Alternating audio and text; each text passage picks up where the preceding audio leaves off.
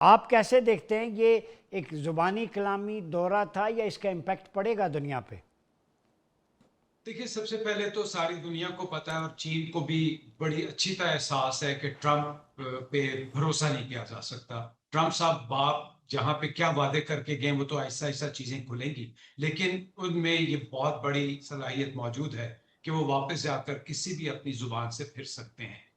दूसरी बात, जब भी डिप्लोमेसी होती है, जब भी सफारतकारी होती है या जब इस तरह के मुज़ाकरात होते हैं, तो चीजें अपने दिल से रखी जाती हैं, दिल के करीब रखी जाती हैं।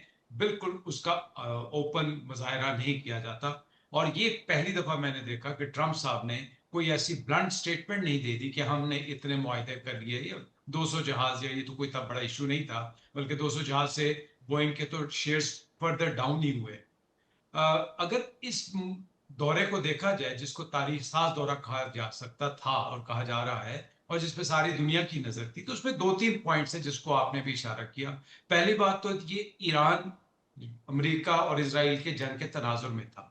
ये अब सबको, हम दुनिया को पता है कि चीन जंग के खात्मे से, इसका खात्मे का ख्वाहा है। लेकिन वो ये देख रहा है कि वो एक गारंटर के तौर पर नहीं आएगा, बल्कि खामोश सालिस के तौर पर सामने आएगा, जिसमें पाकिस्तान की अल्हम्दुलिल्लाह अल्हम्दुलिल्लाह पाकिस्तान की लीडरशिप को आप क्रेडिट देते हैं कि उन्होंने बिल्कुल बबांगे तौर आके इसमें इस रोल को अडॉप्ट किया।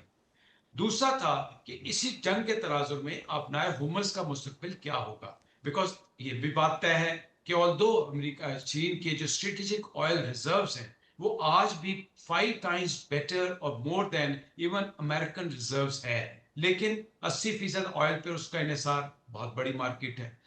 तीसरा जो था वो ये था कि पाकिस्तान जो अगली जो ताइवान का सिलसिला है, वो किस तरफ किस ऊंट बैठेगा। उन्होंने बड़े वाजे अंदाज में, जैसे मैंने पहले कहा कि एक स्ट्रेटेजिक टर्म्स में उन्होंने कहा कि आपको अपने जारहाना हिकमत अमली से पीछे हटना पड़ेगा।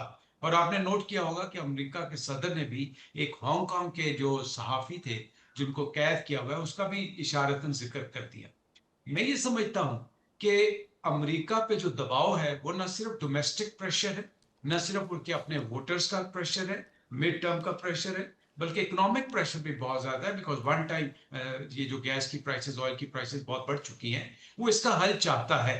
तो इस दौरे के तनाजुर में मैं ये समझता हूं कि यकीनी तौर पर कुछ ना कुछ पॉजिटिविटी आएगी एज फार एज ईरान का वॉर इज कंसर्न। और जब ईरान के अबनाए हुमस के ऊपर को वाज़ेह हिकमत अमली अमरीका तैयार करता है, तो फिर दुनिया के मुआशी हालात पे उसका असर आएगा।